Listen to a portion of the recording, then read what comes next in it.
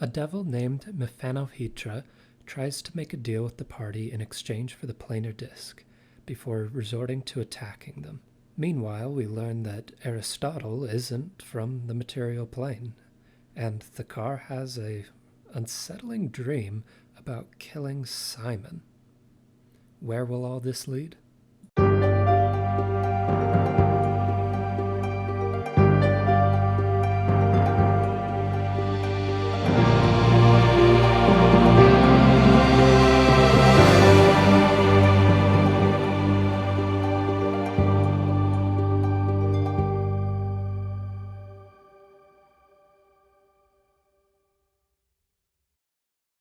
Hello, everyone, and welcome back to Misfortune's Corner. We have another episode of Alignment for you. First off, we'll give a quick recap of the last session. So last time, we had an encounter with a demon by the name of Mephanovhitra. He wanted the disc, which the party gathered, and the party didn't want to give him the disc. So there was conflict of interest there. We ended up duking it out. The party killed him and went back to the mansion, and everyone took a long rest. What I failed to mention last time is that everyone gained enough experience to level up. Woohoo! Hey, Steven, I do want to file a complaint with the naming department. Why couldn't you have just named the demon like Craig or Greg or Meg. like Sydney or something? Something we could remember. Something easier and that I can sound out. Well, I got to pick the names, so that's what happened. I know that's Sorry, why I'm filing a complaint with you. I'm guessing you want us to. I mean, you could always call the demon whatever you want, but he has a name. All right. If I were playing a more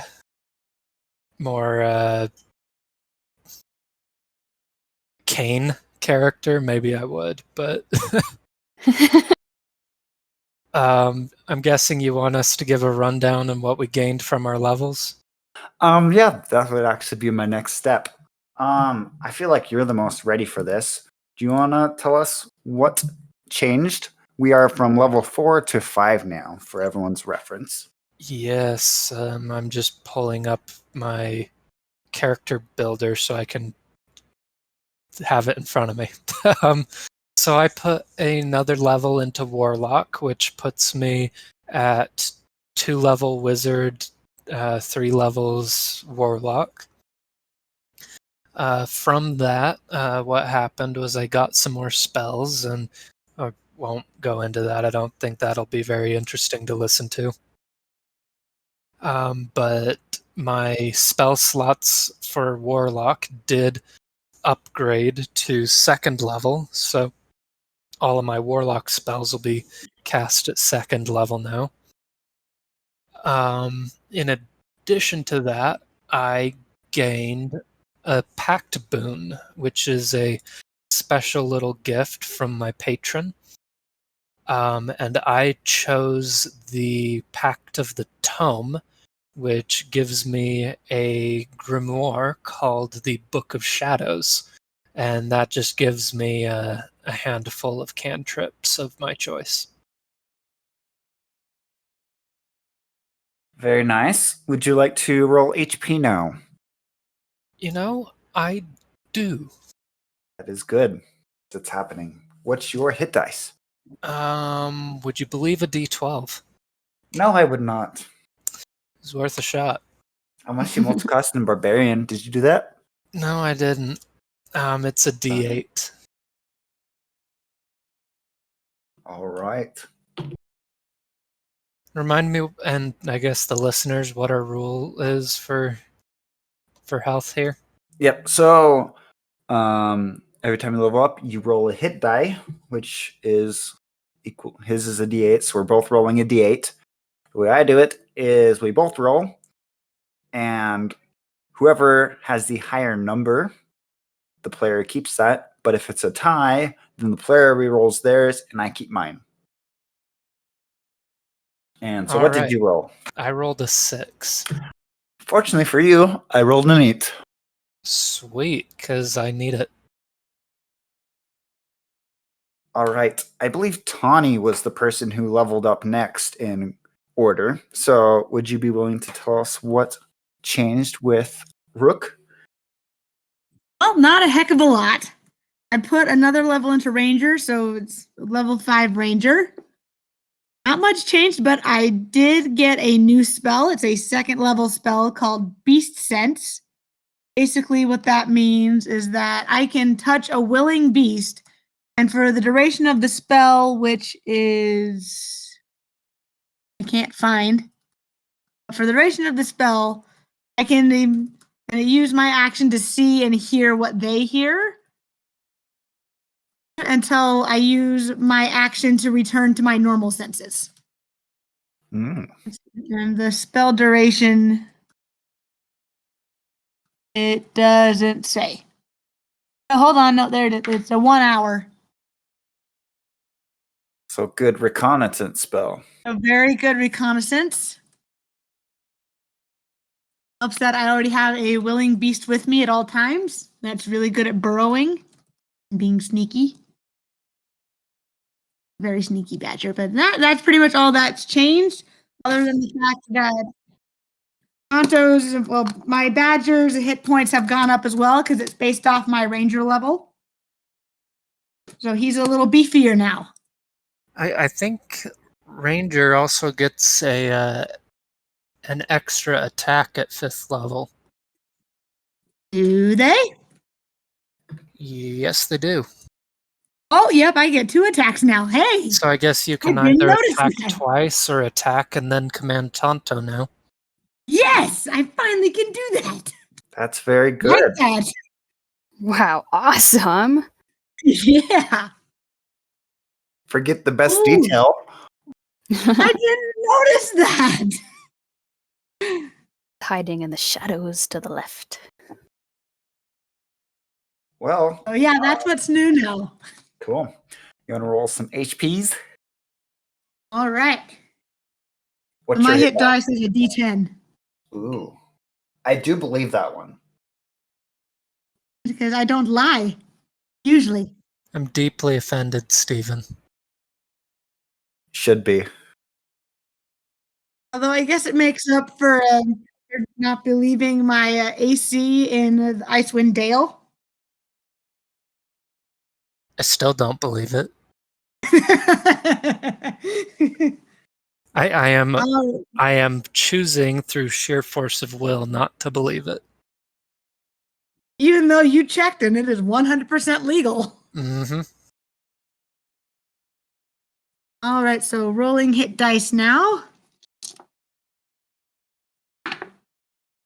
Oh, that was a 4. I got a 6. That's better. All right. I'm gonna roll dice. See who gets to go next. Emma, you go next. What's new with your Erlyn character? Well, not a whole lot changed. But I did gain this nifty 3rd level druid evocation, which is pretty sick. It's Ooh. wall of water, and I can use it once per long rest. And so I create a wall of water on the ground somewhere I can see within range, which is 60 feet. And I can make it up to 30 feet long, 10 feet high, and 1 foot thick. Or I can make a ringed wall that's 20 feet across and 20 feet high and 1 foot thick. And anyone trying to get through that is difficult terrain. And any ranged weapon attack that goes through it has to do disadvantage. Fire damage is halved, and the spell deals cold damage to anyone who goes past it, like through it.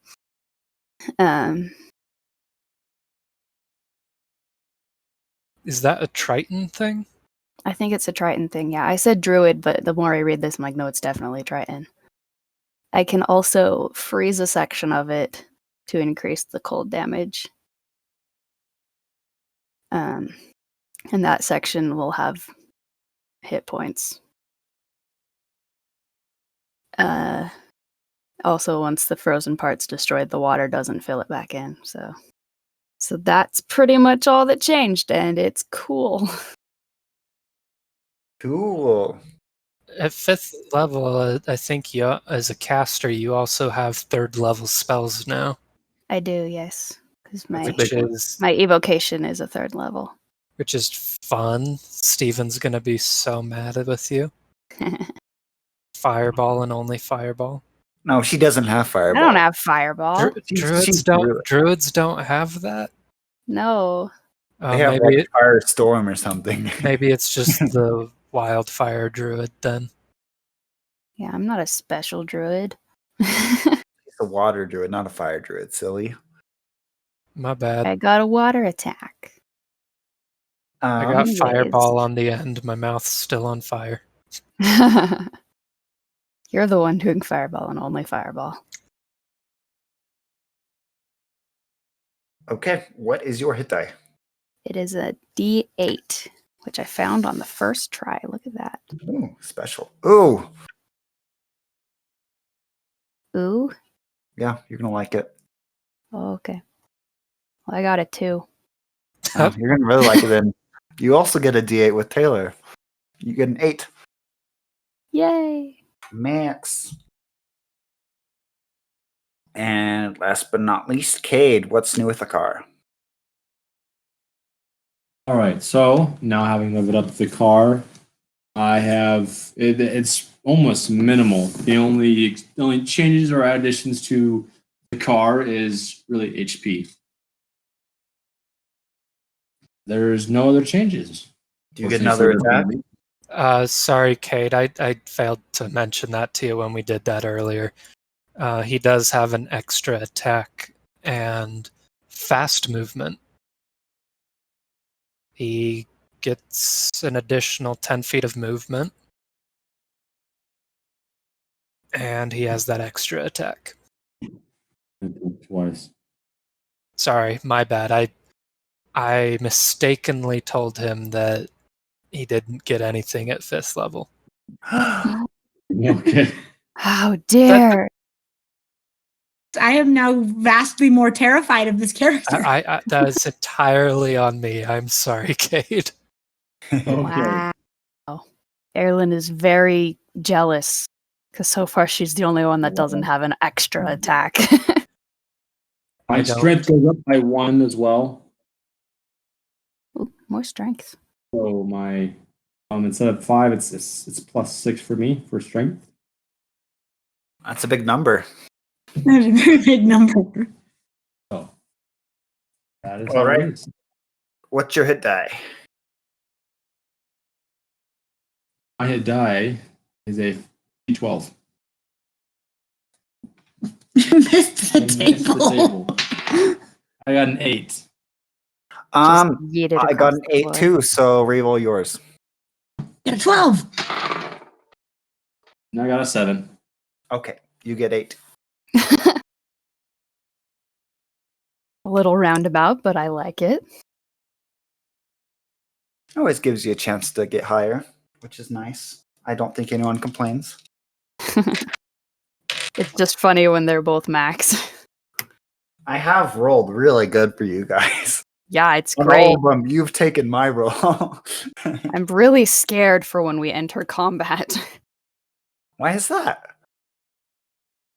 Big numbers are usually bad You're rolling when too they're well coming today. from you. Hopefully no combat happens then, right? Combat fun part. It is the fun part. I do a little more combat than a lot of people, but it's so fun.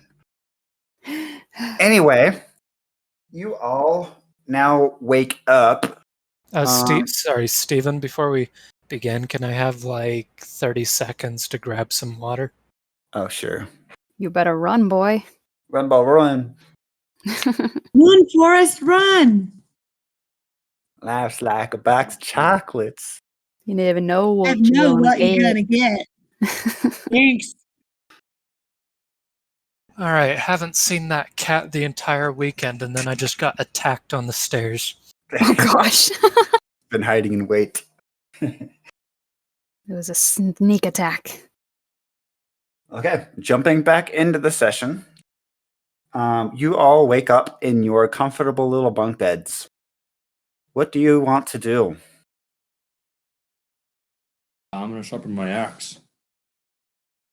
Is there any blade left on that axe, Kate? The blade left.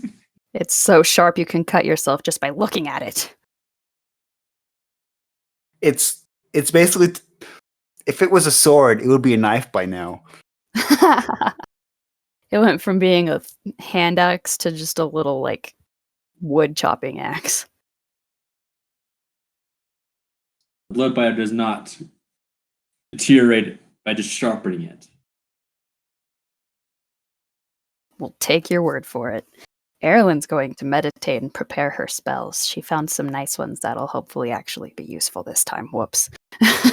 Because last session I couldn't do anything. I had like 2 spells.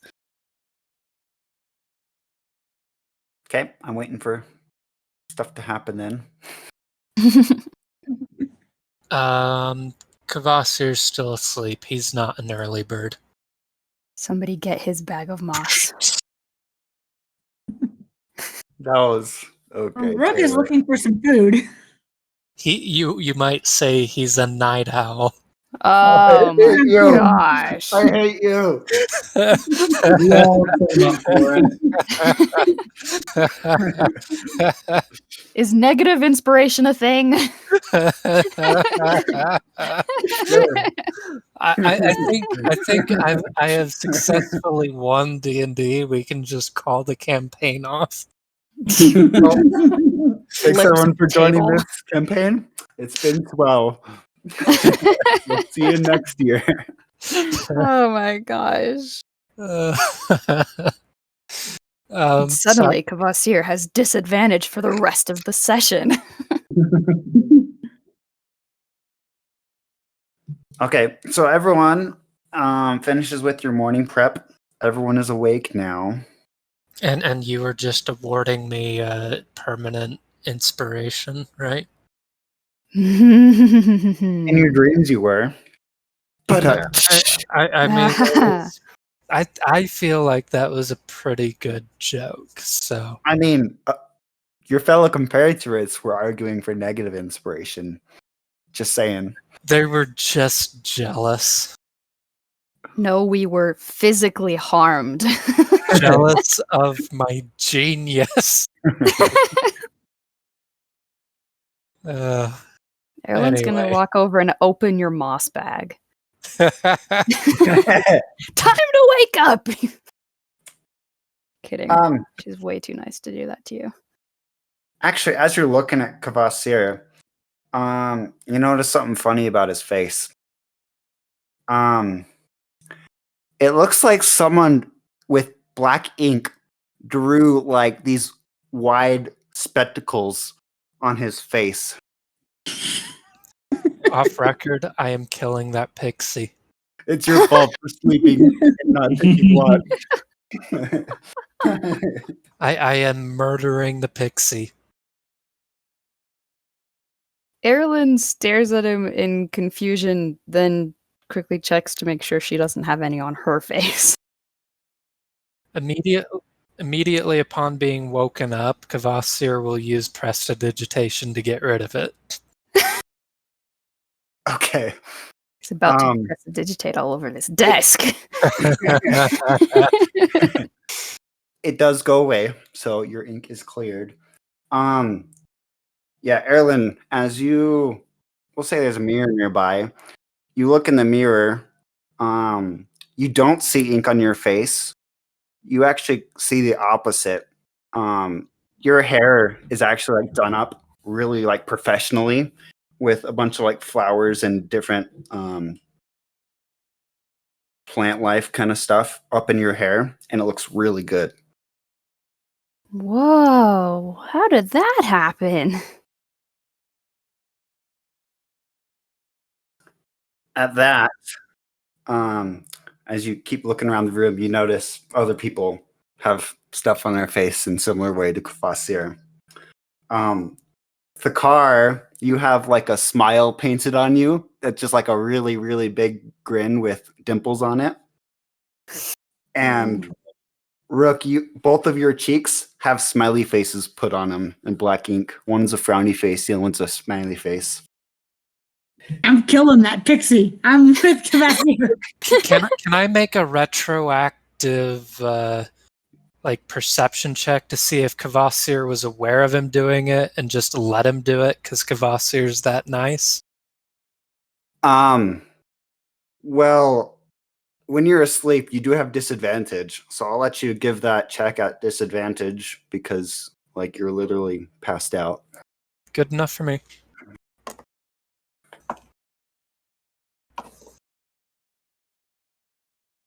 That would be a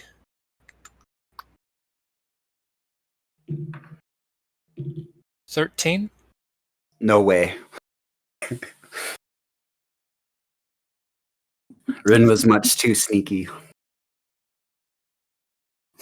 Fine. But let the record show that Kvasir would have let her continue. Okay. Oh, this is great. All right, Erlen's gonna go back over to the others. Like, what the heck happened? I believe that we encountered a nocturnal visit from our pixie friend.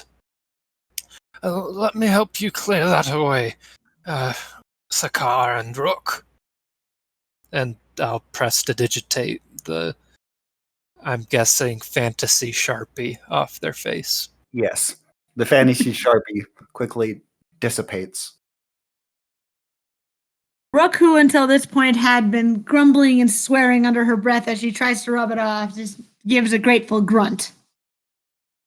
Yeah, that would have been really hard to take off. You'd had to run water for like a half hour probably. Because it is Sharpie. It's the equivalent of a Sharpie. As you're all woken up, you do hear the clattering of dishes down below from afar. I say we go get food. A fine idea, my little friend. Idea. I'm hungry. Okay. As you walk down the stairs, you smell the wonderful smell of bacon and eggs. And you go down to the kitchen area. There's a huge table. You see like floating dishes going around. They're setting the table. You see Aristotle sitting at the end. He's sipping a cup of tea. And then you see Rin nearby sitting in a high chair. And then she you can see her eyes just deadpanning all of you. Are you okay? Oh yes, I'm doing fine. And you can tell she's kind of trying to stifle in a smile.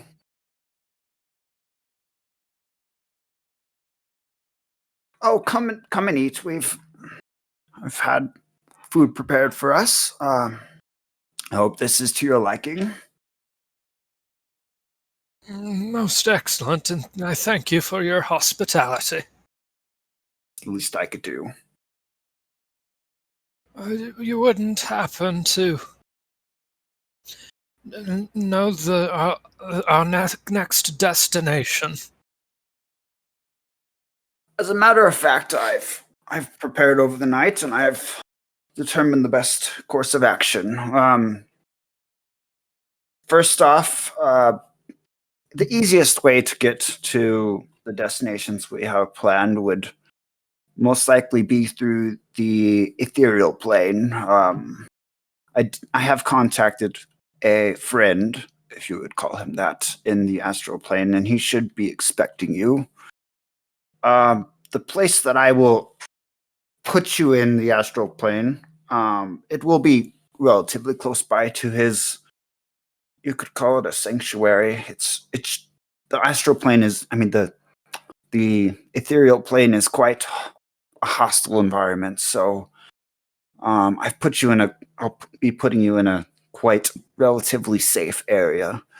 It's kind of a protected area. And as you keep, you sit down. It's pretty good food. You've had better, but it's pretty. It's a little above average for the food quality. Aristotle continues.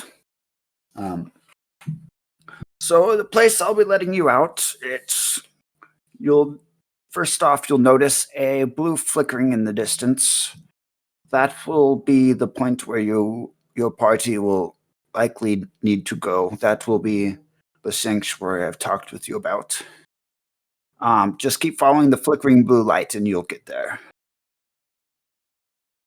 Does anyone have questions before we set out on this journey? Obviously, I will stay behind to keep the fort safe.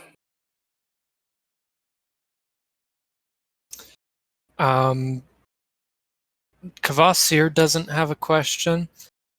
Taylor does, though. Terribly sorry. Can you bullet point what he just said for me? So he's going to send you into the ethereal plane, and your goal is to follow the blue flickering light. And that's where you will meet his quote-unquote friend. And that's from where you'll start. Thank you so much for the bullet points. Anyone else have questions? Is there gonna be anybody else in the ethereal plane that we have to worry about? Oh yes, ghosts of many forms and sizes do lurk there. You shouldn't have to worry being in the proximity that you'll be to the sanctuary. Most dangerous creatures are, in a sense, kept at bay. But if you were to obviously wander from that, you would probably run into some quite scary individuals. There's many terrors that are in the ethereal plane. Any kind of ghost you can think of. There's a wide variety of these things. Erlyn looks nervous and sits back in her chair quietly. Oh no, it's nothing you need to worry about. Where we'll be it should be entirely safe, especially for a party as competent as yours. Oh, okay. Say so. Okay. As you finish up your dinner, he stands up and he gets ready for his spell. Takes him about 10 minutes to prepare it. And it's an elegant, it looks like an elegant door, and it kind of just opens outward. And you can see that it goes into, you can't see what's behind the doorway. It's like, okay, well, are you ready to go? I suppose. Very well, enter when you are ready. Kvasir will kind of step aside and do the gentlemanly bow to motion for ladies first. To which Rook spits onto the ground and walks through with Tonto.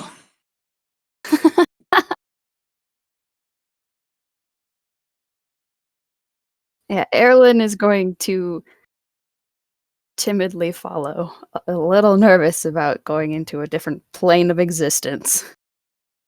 Kvasir will sigh and then say, "We will work on that young lady's manners," before stepping through. I drag my sorry butt and follow suit after the party. And then the door closes behind you, and then it fades from behind you. Immediate first impressions, you see that there, indeed, like he was telling you, there is a blue flickering light in the distance. You can tell it's really far away. You see that the sky is everywhere, and it's made up of different shades of silvery purple. And there is no floor, so you are all just floating there. Has anyone actually? The best description I can think of this is like from Danny Phantom. If anyone's seen that, is like the ghost zone. That's like exactly what this is. Ooh. Steven, Okay. you're making extraordinarily outdated references. Well, I'm sorry. It's one of the best Nickelodeon shows there was. So I don't know, like Avatar: be The Last quiet. Airbender or I said one of them, Invaders One of. Zim. but even then, I still think Danny Phantom's better. And then the party goes to war against the DM. Good luck. We will die trying. Hey, we know where you live. Oh, only you do. 2 hours later. So around the surroundings, you don't see any visible chunks of earth at all. You do see like there's waves of like ectoplasm kind of floating through the air. And as you look at yourselves, I'm gonna need you to describe this ectoplasm in great detail. okay, think of it as clouds, but spongy clouds that are like spread in that are it's very thick form of cloud, and it's basically, if you think of ghost fluid, that's what it's made of. Okay, and what color is this? It's green. It's different shades of green, Okay, thank greenish, you. purplish stuff. I am satisfied with your description. Okay. Yeah, you see it like it seems like kind of like there's a current kind of going along with it, so it's kind of just blowing in the, so to speak, wind. And that is all of my description I've thought of. Oh yeah, looking down at your arms and such, you would notice that they look ghost-like. To give a word, for lack of a word, you're all incorporeal in a sense, as well as like all your items on you.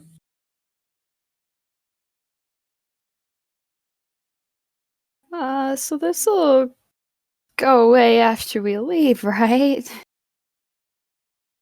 Absolutely, dear. And then Kvasir turns to the car and says, "In all honesty, I really don't know. I just wanted to make her feel better." Off record, Kvasir is like the best.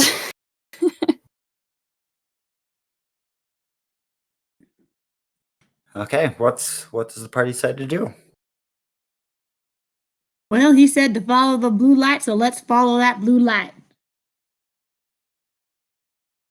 Okay, as you try to move forward, like almost kind of like the third sense of movement kind of kicks in. You all feel that you have the ability to fly in this because there's really no ground to step on. So it kind of is, you instinctually are able to propel yourself forward. So everyone has a base fly speed up to their movement speed. And Ooh. for wings, in case, you would have that move speed. So it works the same way as movement. Nifty. Okay. And you continue onward. It's taking you quite a while to get there. About an hour in, you notice the light. It's come a little bit closer, but you can tell it's really far away. And you continue this movement for about like 6 hours, and then you end up coming to where you'd imagine would be close to the end of the blue light.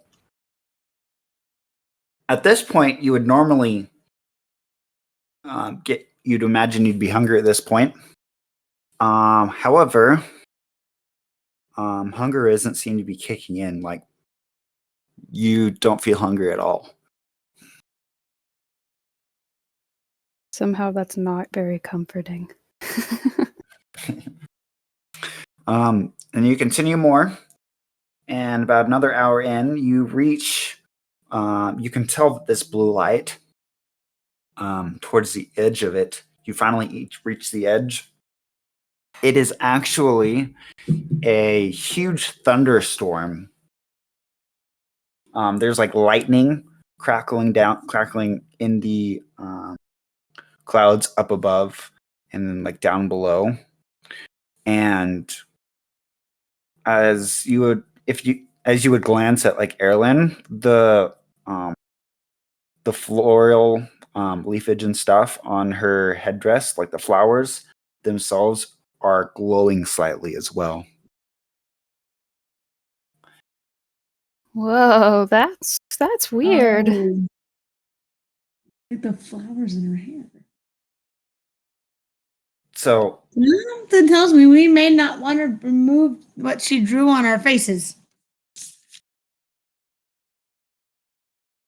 I imagine it has more to do with the arcane nature of these flowers' creation. okay, you would notice that this storm, it looks about 6 miles in radius. So it is a huge storm, and it's just continuing to go. But there's like no rain. It's kind of more of like ethereal clouds. And in the distance, 6 miles in, you can spot a white building. The fact that you can see it from that far away tells you that it's massive. Wow. And you would assume that would be the point of interest. Mm-hmm.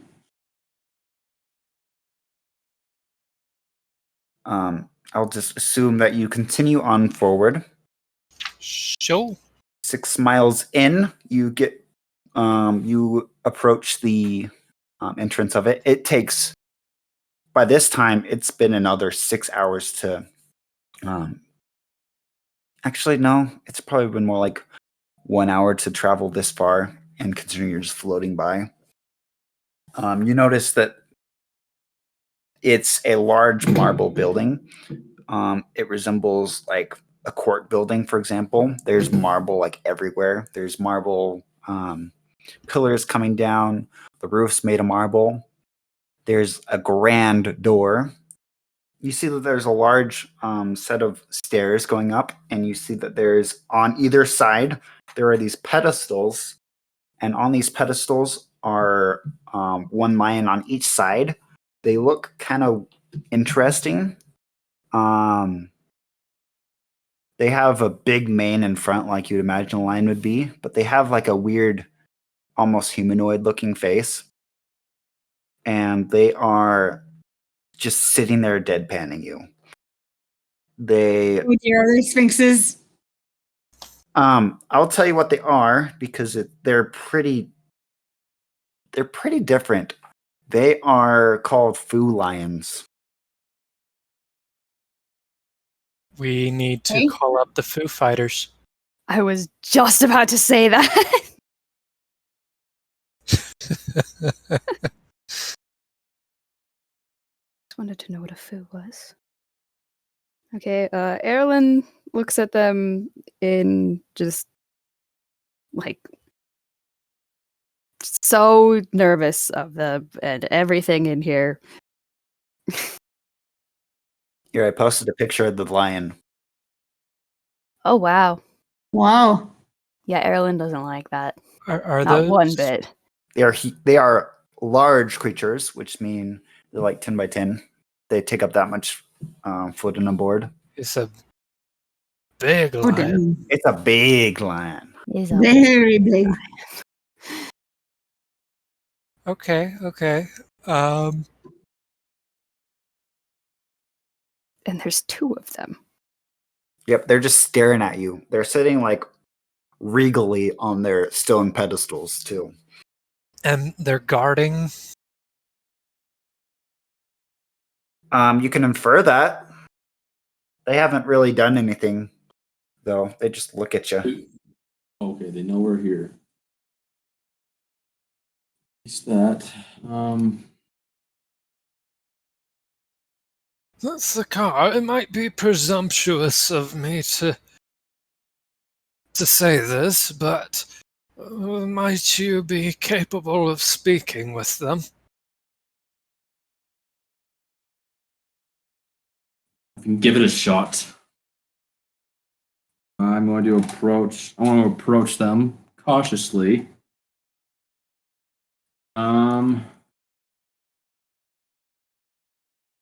Ask them. I turn to one of the lions and I ask confidently, "You stand guard here. For what reason?"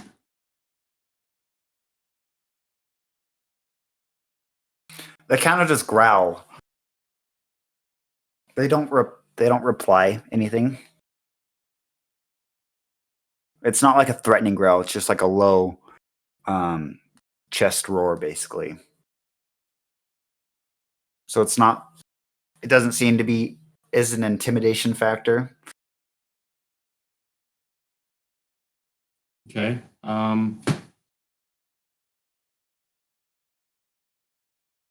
I let the car let out a daunting roar in response.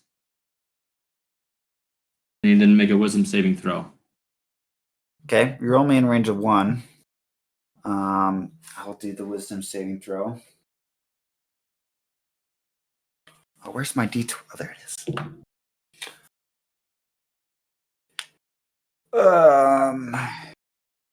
He gets an 18. In response, he gives a loud roar back at you. It like blows the your mane back in your face with the force of the roar. Okay. I turn to the group and in perplexity, it seems that if we approach any further, they'll act with force, and I don't recommend it. Gee, are you sure? I thought we were being expected here. I'm not sure. Question, Stephen. Would my speak with animals spell work on Fu Lions? You can try it. All right, well, let's try it then. And so I cast Speak with Animals for reference to anyone joining. This gives me the ability to understand and talk to beasts for a duration of 10 minutes. And so I cast that and say to the first Fu Lion, "Y'all standing guard here?" Yes, we are standing guard, but I don't know why you're still here though. Well, we've been sent by Archimedes. We're not from this plane, but we are here trying to get a disc, and we were told it was here at this sanctuary. May we come in? Yeah, go ahead. You don't seem I can tell you're not evil. You can go right in for all we care. I'm much obliged to you, friend. And I turn to the group and I say, "Oh, they're fine. They say we can go on inside. Let's go."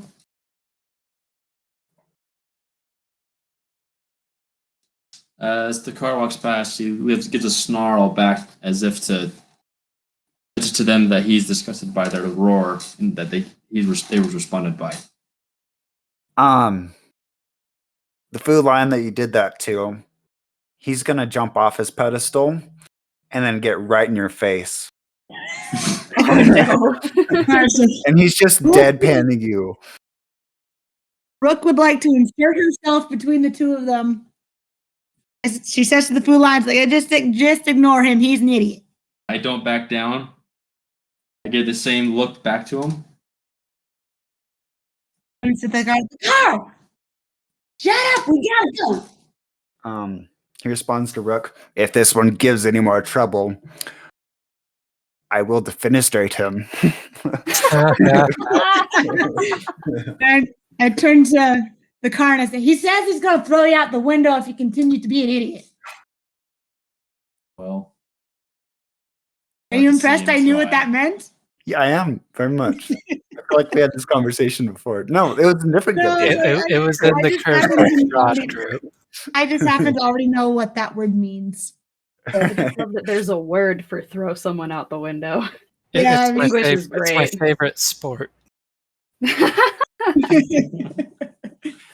He gives a low growl and he circles around the car and goes back to his stand. He keeps an eye over his shoulder, keep still looking at you.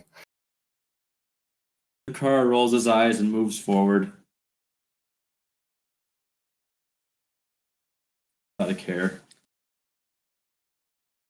Let's get this over with. You shut your dumb mouth, boy. Didn't say anything. All I gave him was a look. That's not what you just Those said. lions are triggered easily. Well, that's all I'm saying. Says the other lion who's triggered easily. Hey. All right. We'll open the doors. The car opens the doors. What do we see here? As you go to push open the huge doors, the doors are actually made of stone, and you notice that there's like no hinges nearby. As you put a hand to it, your hand actually just passes through it. Another thing to note about the door is in the dead center of it, above you guys, there is a singular line that's in it, kind of like a slash. It's just vertical. Erlen steps a little closer to Vossier. Well, these doors are just for show. These are pointless. And I just walk through. Okay. In the entryway, you see there are more steps going up, and they kind of go into a plateau, and it goes in. The room itself is massive. There is a lot of bookshelves and everything nearby. You can tell that there's probably some heavy magic going on in here. You would also notice that the building itself is not made of the like the ectoplasm fluid that you've been around. Also, you look down at yourself, your bodies are not ethereal anymore. So you look basically normal. So does like the entire rest of the building. At the top of the stairs going in, you see a small tabby cat just sitting there, almost in like a regal position, almost like the lions were. And he's just sitting there at the top of the stairs looking at you. Brooke says, well, howdy. Why, hello there. I was thinking maybe you could help us. We are trying to find a disc, and we were told it was here. I don't believe we were told that it was here. I believe we were told that we'd find someone that was able to transport us to the correct location. Ah, that's right, that's right. And so we're looking for this disc, and we were told somebody here would be able to know where we could find it. Would that by chance be you? You just went gangster. I did. She just went gangster, and Kvasir just sounded like he smokes 3 packs a day. I got too used to doing Duma's accent for a minute. You just happen to be in the right place. I am Sool. Very nice to meet you. Nice to meet you, too. And he says this in common, so everyone can actually hear him. Oh. Okay. I don't need to translate then. It is very nice to meet you, my good sir. I do not know what's happening with Kvasir's voice. My brain kind of just went like, yeah, no, we're not doing it. I feel like Erlen gets younger every time that I speak. What is it, Benjamin Button? Yeah, something like I think that. that's Just keep getting younger and younger and younger. Well, he must have ran out of interesting plot ideas if he sent you here. Well, what can I help you with in the meantime? Go back just a second. There, you said interesting plot ideas. What? I didn't say anything like that. You must be confused. Kvasir's gonna make a. Even though it was like 30 seconds ago, he's gonna make a history check to see if he's remembering correctly. No, he. Yeah, sure, whatever. I guess. Because he's an old man.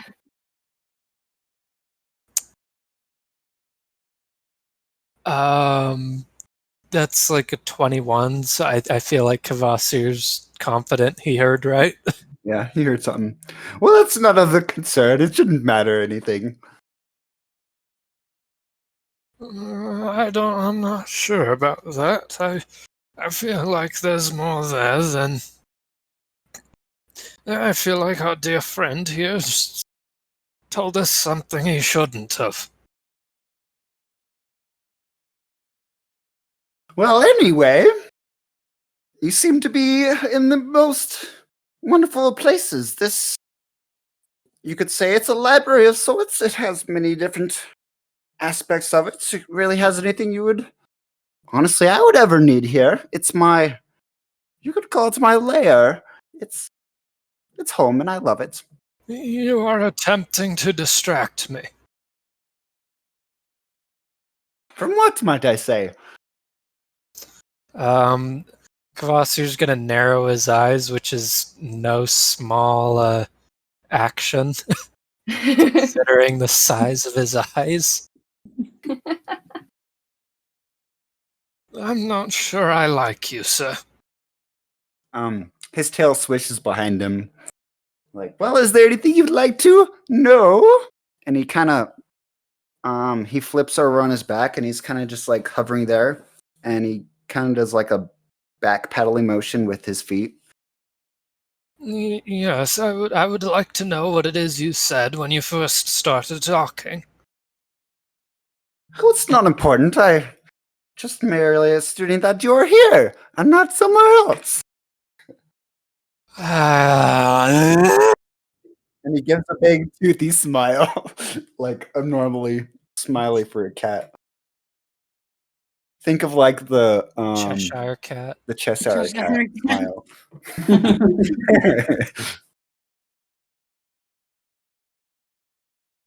Where's Zone of Truth when you need it, Merle?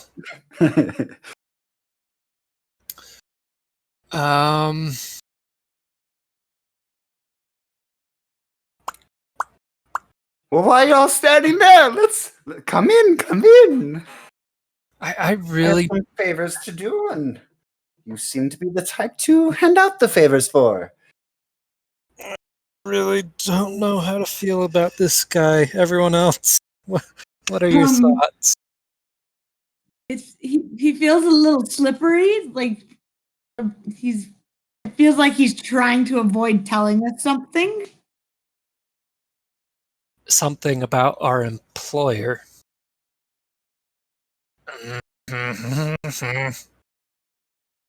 Well, I can tell you a little bit about this area then, if that might help things along. Well, you see the first room you came in, it's sealed off by a door. This room right here you're in has a library of stories and tales and legends throughout the plains. And it has a bunch of different information about different areas and things about the material plane as well. And if you go to the second room, and he kind of tilts his head back, and then there you can see that there's another wall, and there's 2 slashes in it. He said, Well, that's the library of the magic and how things work. And the third room, contains a lot of geographical information rather than where the first room would tell more of stories and tales. Very well. I shall let you. I shall let you off for now.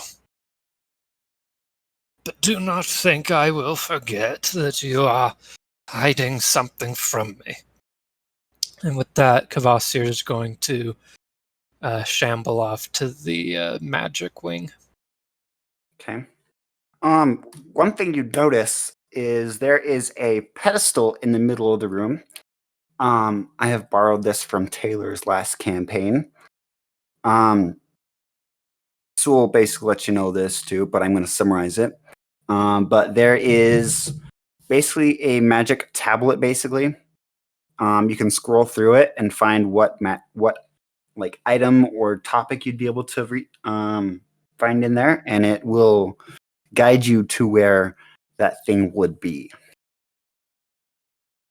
Okay. Well, I'm the first to that tablet. So the way it will work is you state what it is you're looking for, and then you press a big button that's down towards the bottom of it. Right.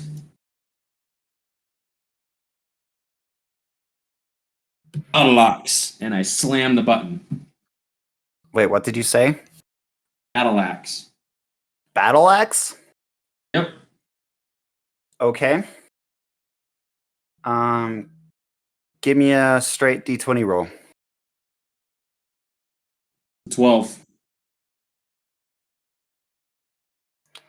Okay. The cat's hanging nearby. He looks over.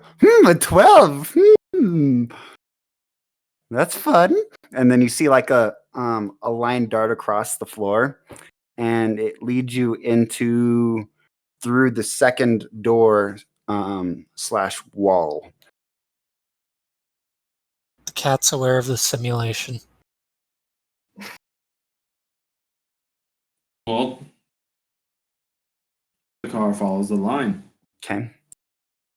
You follow the line, and you eventually go through the other door / stone wall, and it leads you to a large collection of weapons. There is a sorted bunch of shields. There's a bunch of axes. Some of them look really, really, really nice. Some are like ethereal, kind of, and they are all hooked up to the wall, and they have they're kind of just held in by some metal straps. Well, I approach some fancy axes. Is there some more? Can I make sure of like perception here, or understanding what type of axe I am right on the wall? Is this I recognize like a valuable or? You see a lot of nice axes. Some obviously are more valuable than others. Is there any like you're particularly looking for? The biggest axe I can see. You find an axe that's like 1 meter tall. Probably much too big for you. But you see one that would roughly be your size. It looks magical in nature. I go straight for that axe and I pull it off the wall. Okay, give me a reflex save. Let's go big. You should have gone big. What do I add to that? I add athletics. Right, acrobatics. Dexterity. Oh, dexterity save. Sorry. That's a 15. Okay. You take 15 lightning damage as you retract your hand from it.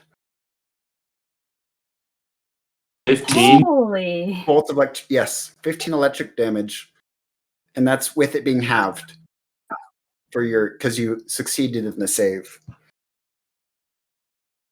What the freak? The car swears in Leonin. What was that? Can I make some sort of investigation check? Sure. That is a 17.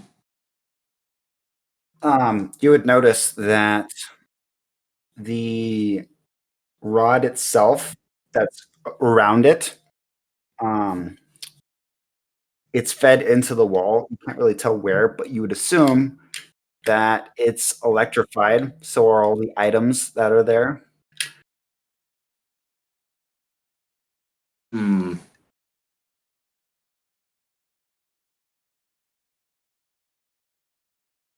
Having problems? Of course I am. What is this lightning damage I took? Some sort of trap? Some sort of trick? Well, that's what happens when you try to steal. Do you not know? It's better than losing a hand, is it not?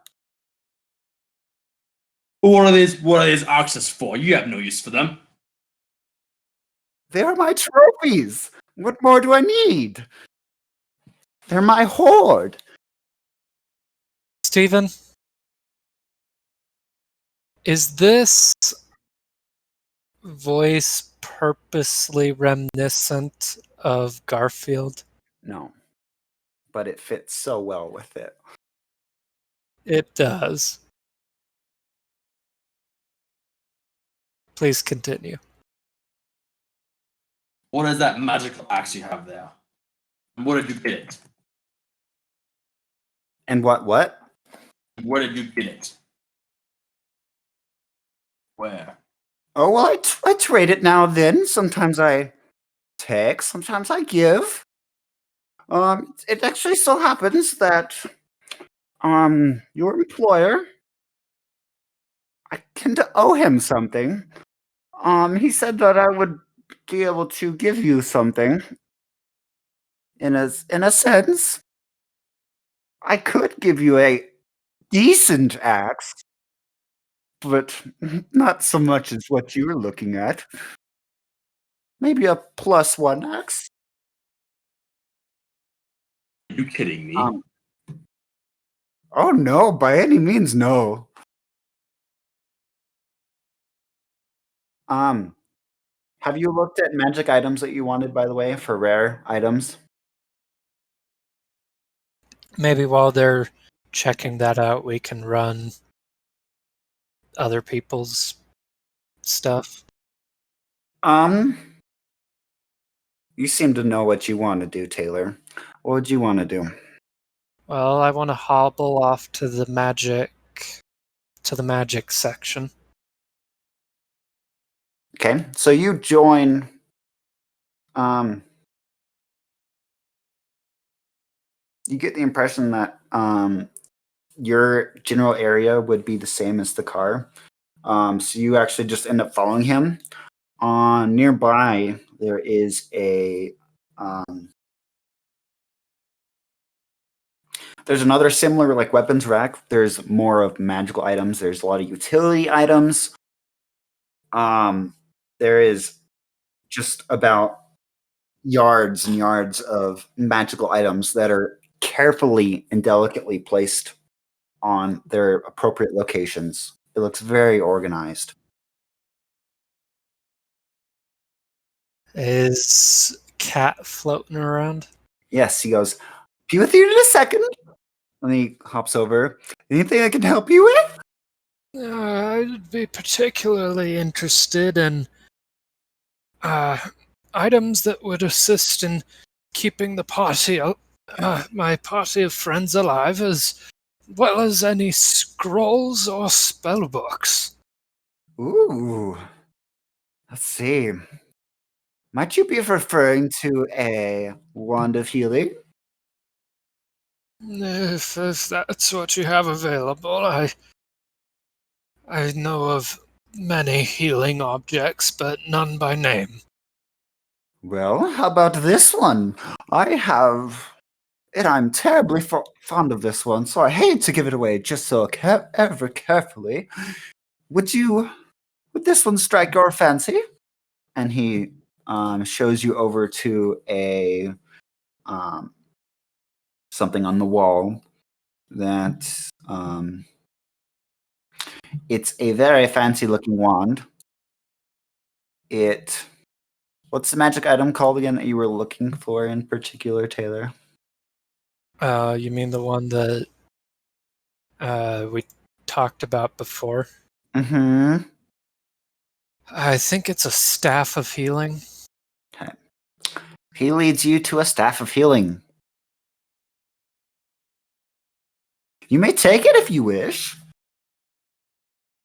There aren't any catches here. Oh no, that would be horrible. That would ruin my reputation, you see. Well, if you're freely offering it, then I graciously accept the gift. Okay. You go up to it. You release its clasp off of the wall, and you now have a staff of healing. Cool. Okay. Am I okay to jump to someone else? Sure. Are we going to be here long enough for me to attune to this? Depends on how. We'll get to that. Let's see. Oi. I'm gonna look at. Tawny just sent me something. So I've taken forever to choose because you shot down my original idea. Your original idea was OP. What does OP mean? Overpowered. That is so cool. I don't know. Maybe you can do some barding or whatever. You never know.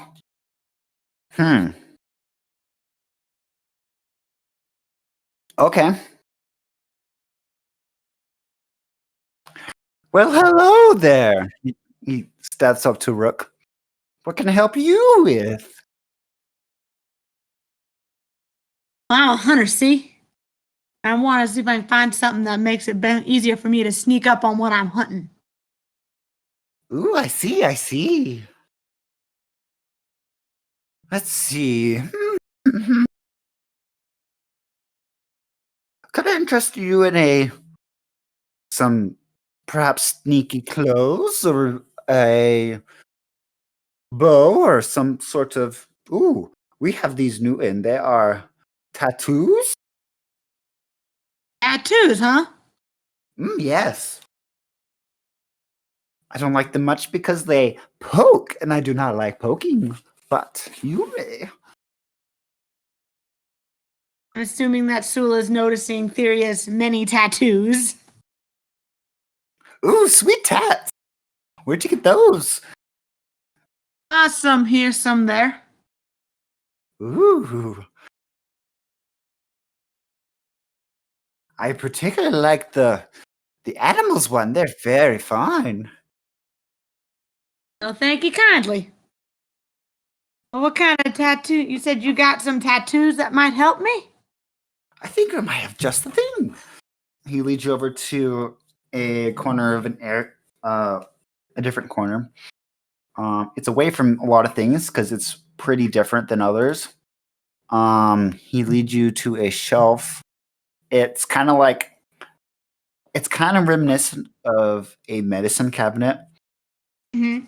And then he flips a switch on it to open. He flicks a lock on it, and then opens it up.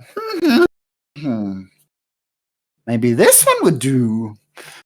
And then he gives a flick at it, yes, that could work. Did you get yourself these tattoos before? I did some of them. Well, this tattoo, it's a Shadowfell brand tattoo. So if you would make this put this tattoo on yourself, you will be able to get some sneaky things. Sounds just about what I'm looking for, partner.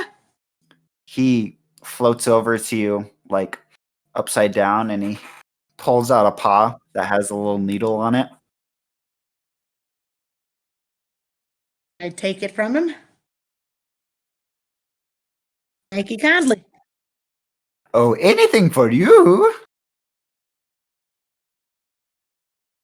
And then Emma, he floats over to Erlyn, and he just like staring intently at you.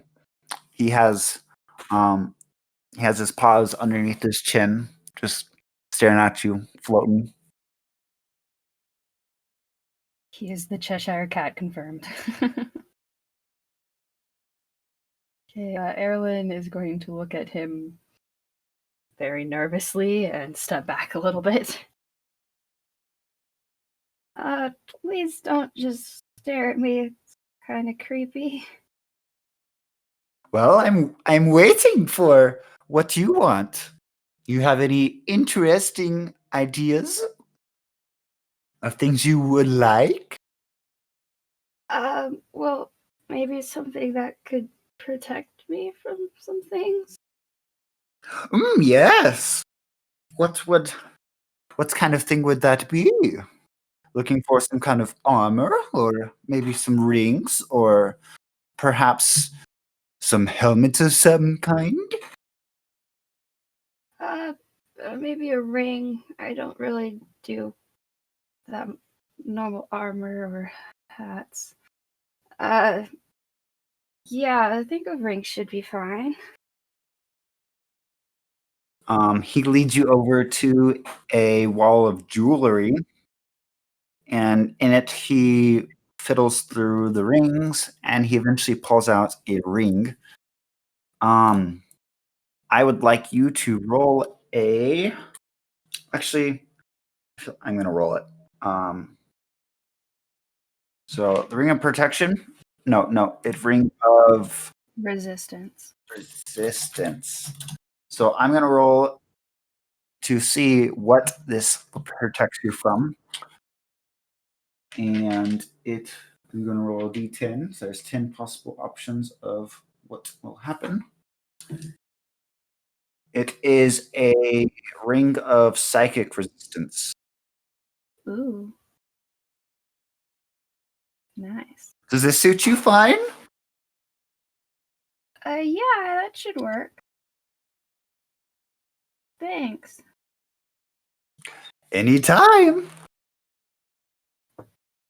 And she tentatively picks it up, kind of quietly worried that she's gonna get zapped like the car did, and is visibly relieved when nothing happens. He floats over again to the car. Hey there, big boy. Have you decided on what you would like? Okay. You seem to like to sharpen your axe, am I right? Snarls. Well, I have just the thing for you. He leads you over to a wall. It's more towards the bottom. And he produces a whetstone. And so this is only going to be able to usable once. And it will make your weapon a +2 if you use it. And then the magic on it will disappear after use. Hey, not to make this more complicated than it has to be, but just a quick item suggestion for, or not item suggestion, but item idea for Cade Yeah. would be a cloak of displacement. It basically, while you're wearing the cloak, Let's see. Attacks against you have disadvantage until they hit.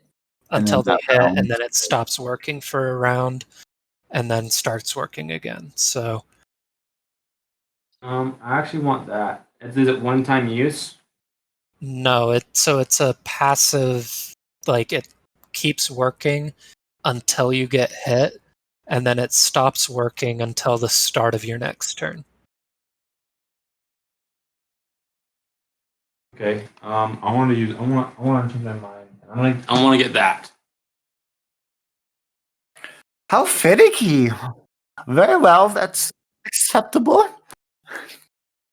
And he leads you over to the clothing aisle, and he picks out a nice. What color would you like it to be? Actually, no. It will be. It's a gray cloak because it's a particular method of getting it. Yeah, it's made from something really particular.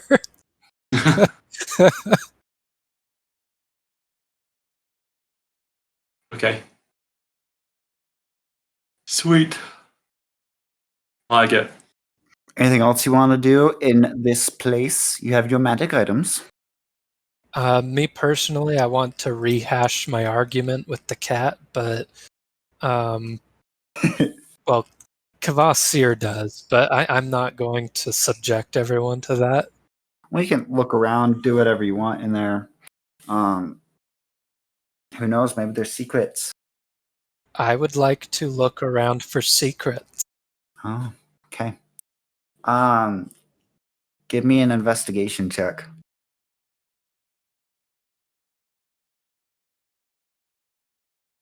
Nat 20. Oh, nice. Okay. Um,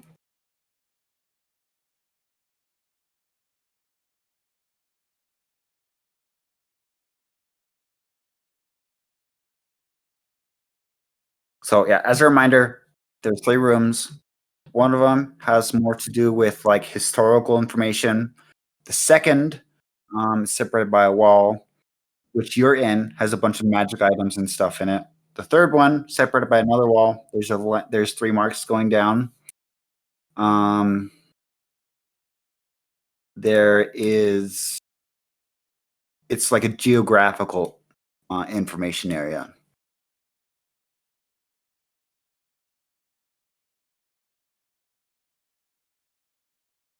Basically, the whole building is like magical in nature. There are so many protections like everywhere. You see that there, for example, is a large section in the magical room area. And actually, in each of them, where there's like a large space, you can see that there's a lot of lounge area where he could easily make himself comfortable. But there's like excessive amount too. So if he wanted to have a heyday, he could have luxury of luxury.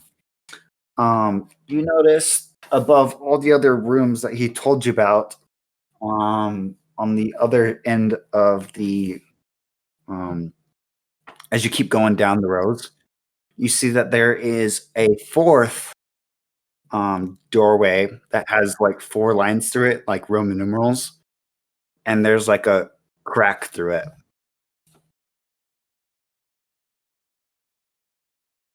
What is behind door number IV?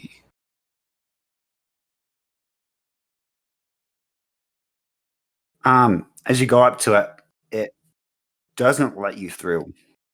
Like it's almost like it's broken. It's not working.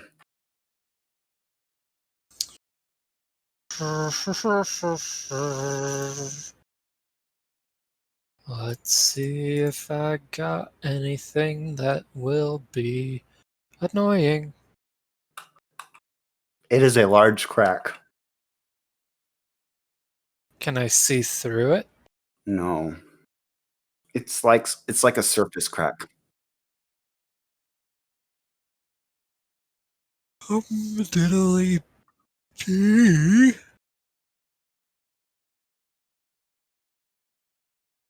I don't have, or maybe I do. Nope, I don't have any magic that will open the door. Oh, darn.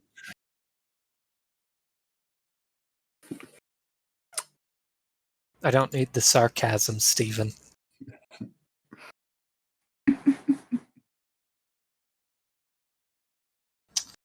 I don't know. I am at a loss. Anybody? Oh, I guess I'm the one that found it. Excuse me, cat. Oh, he's not following you. Oh, he didn't follow me. No.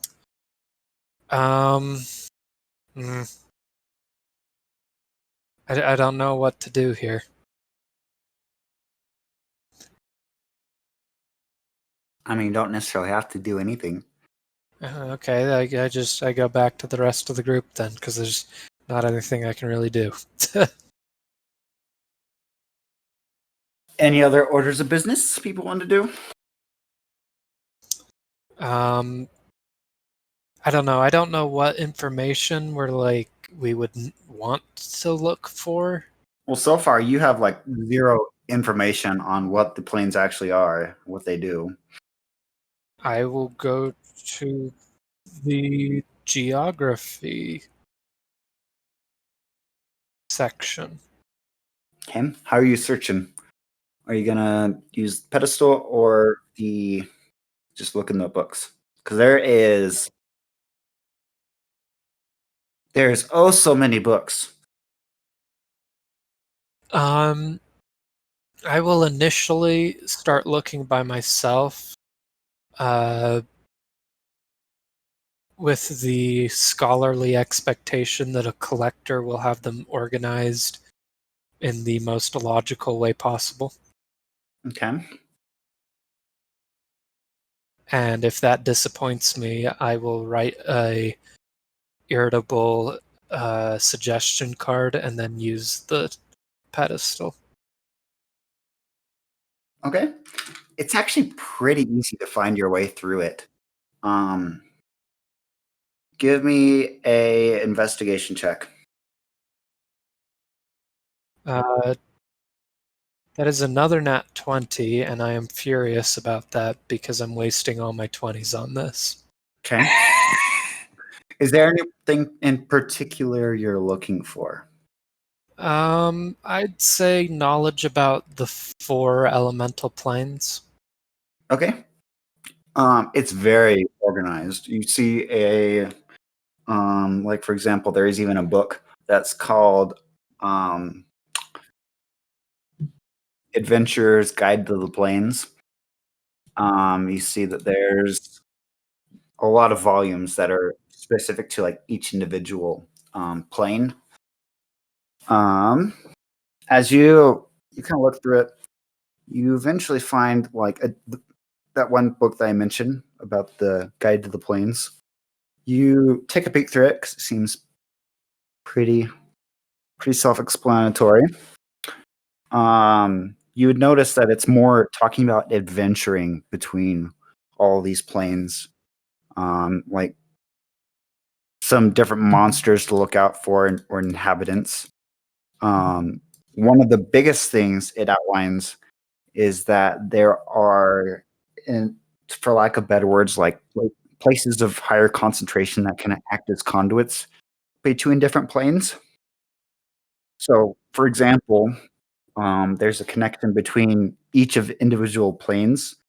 If you think about them as like a ring, you have air, water, earth, and fire, and each of them have a connection to each other, but like opposites, where you'd have like air and earth, and then water and fire. They wouldn't have a conduit in between. So, for example, you would see that the connection between the air and fire, it's a mountain range that they call the Jabal Tarab, which is, they also call Mount of Dust. And that allows for easy access to both of those planes.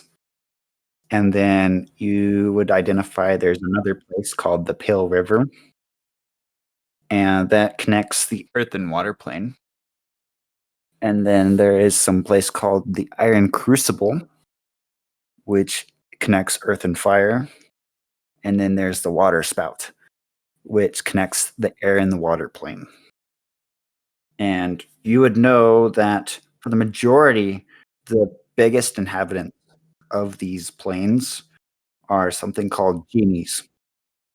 And yes, they are basically like Aladdin genies.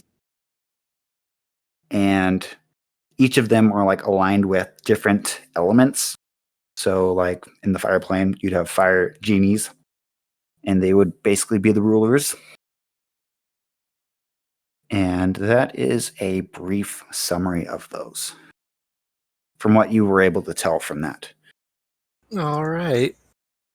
It's a lot of information, but yes. So now you know. Also, these particular conduit areas that I talked about, they're generally easier accessible if you were to try and go there via the ethereal plane, which you're on right now. So it's a little, you could say like the veil is a little thinner there, so it's easier to slip into the planes. All right. I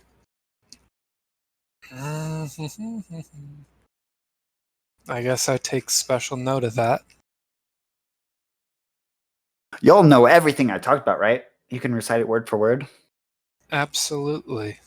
Glad. I will post it in chat because you all actually don't have perfect memory. What were we talking about? Exactly. What? What are we doing? Where- What am I doing? Where am I? People. The imagination of children. I'm really sad none of you could finish the quote. Start the quote again. My God, the imaginations of children. No, I never had one. An imagination or a childhood? Probably not even quoting it correctly. I feel like I know. All I'm getting is Yoda. Truly wonderful the mind of a child is. You're gonna need to help me out here, Tony. I'm not picking up the movie. Series of unfortunate events. The old movie or the series? Series. The series is infinitely better. I didn't watch it. That's why I didn't get it. It's very good. You should watch it. All right. Thank you for posting that, Steven. It's all coming back to me now. An old man once spit into the wind.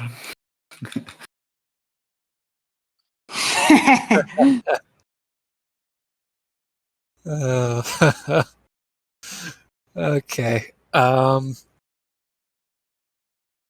Well, thank you so much for your hospitality, but barring a situation where you converse with me on the earlier subject, I think it's time that we be leaving. Very well. Is there anything else that anyone else in the party wants to look for? No. No. Well, perfect timing. I just happen to have my shipment coming in. My latest one. All right, I gotta pick up a voice for this crap. You see a elderly, what race was he again?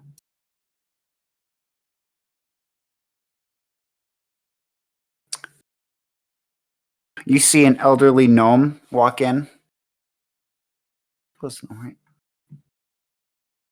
was Rook's race again? So it's the same race. She's a forest gnome. Okay, so yeah, it's a gnome. A gnome walks in. He's pretty elderly. He comes in with he's pulling a wagon, and in it there's a bunch of packed goods. There's a lot of bags and crates. He says, "Well, sir, your shipment's arrived. I've gotten everything you need." And then Sool kind of hovers over him. "Oh, wonderful! Here you go for all your troubles." And then the gnome holds out it looks like a metal card, and then Sool also pulls out a metal card, and then like dings it on top of the other card. He's like, "Pleasure doing business with you. I actually have another favor for you. Would you be able to? Oh, perfect timing, by the way. Would you be able to offer these four sweet individuals, trip for wherever you're going?" Sure, I guess. Many hands make light work, right? Oh, yes, precisely. And he turns to the party. Well, it would appear you have your bride, if you would like. Well, much obliged. Oh, no, think nothing of it. I am Coil, by the way. Who might I have the pleasure of talking with? And Nick's Knackle, but all my friends call me Rook. Very nice to meet you. It's not often I see another gnome around these parts. I'd imagine not. Well, I do have a busy schedule. Would you care to join me for this trip? It would always help to have more bodyguards than usual. I do believe that we can do that for you, my friend. Very nicely. Well, off we go. A description of him. He has a piratish hat. It's more like, it's not like that big black pirate hat you'd imagine. It's more of like a Robin Hood-esque hat. And then he has a lot of leather going on him. And he leads you to his ship. It's a pretty decent sized vessel. It has a lot of sails, but what makes it different than most vessels is there are what appears to be wings protruding out the side. It looks like they expand and contract, so you can can open or close. And it's a very, very different design than what normal ships look like. What did you guys decide the ship's name was? I don't think we did. Just had a lot of ideas that never moved forward. What do you guys want to name the ship? Bessie. Diddly D. No, not that one. I don't like that. I don't have a preference. Anybody else? Not really. The tug. I'm not good at names, so We shall name it the tugboat. the tugboat, the almighty tugboat. Because I cannot rely on you people, I will just name it what I was originally planning on. It is Narwhal. Narwhal? Yes. Narwhal. And I like it. yes, Narwhal the tugboat. Narwhal the tugboat. Bodie McBoatface. I mean, the boat does have a face. Sort of. Kinda. Okay. So it's a pretty decent ship. Everyone just gets aboard, I'm guessing. Yep. Okay. I get on board the SSS S. S. The super special ship force? Yes, I'm literally going to call it something different every single time. Okay, whatever. I Anyway, will. Kvasir won't. yeah. Kvasir will call it the narwhal. I'm calling it something different every time. On your way out, Sool pokes his head out. Don't be a stranger. Send me any notes and I can be able to get them back to you. I very much like being informed. Perhaps make some trades. Goodbye.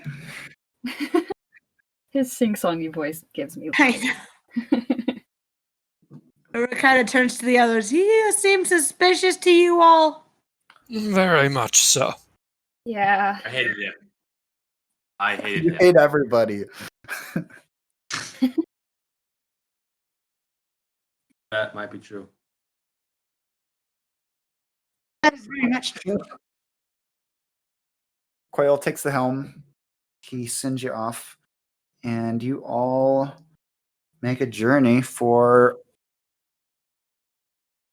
a few hours. You eventually exit the storm area, and we will pause it there. Thank you, everyone, ever so much for joining for this session. It was a very good session. I liked it. Yes. Danke and so long farewell. Auf Wiedersehen, good night. Dos vidanias. Auf Wiedersehen, goodbye. Down here, that means two vidanias. Shut up, Doofenshmirtz.